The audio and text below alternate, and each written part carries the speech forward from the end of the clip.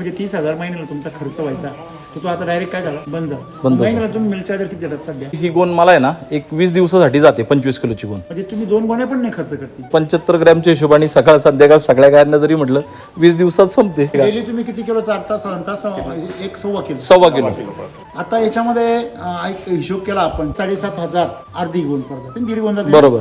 म्हणजे परत 3,500 4,000 तर साधारणतः तुमचा 11,000 रुपये खर्च आहे. बरोबर. पहिले ना कंपन्यांचं पण हे वापरायचो सप्लिमेंट वापरायचो मिनरल मिक्सचर 3-3.5 हजार रुपयाला गोणी यायची ती पण त्यातून बेनिफिट किंवा तसे रिझल्ट पहले नव्हते. पाउडर येती थी ना हाँ पहला सफेद वो मिनी मिक्सचर आता था फिर? उसका नहीं कुछ रिलेटेड ना देते क्यों थी? अब सेट लाते थे तो मेरे को खिलाने की जरूरत है मी का बरं आणत होते? तर सगळे जाणतात म्हणून मी तोपर्यंत सगळे आणतात नाही तोपर्यंत अनुभव नव्हता माहित नव्हती. तसं जर ह्या व्यवसायात आहे ना वाटतो तसं तो अवघड पण आहे. सगळी तारेवरची कसरत आहे. सांगणारा जो योग्य मार्गदर्शन करणारा हा. समजा जर योग्य गोष्ट नाहीच माहिती आहे तर ती आणणार कशी? काही प्रश्नाची बरोबर आहे किंवा हे योग्यच आहे हे तुम्हाला रिझल्ट रोज कळणार आहे.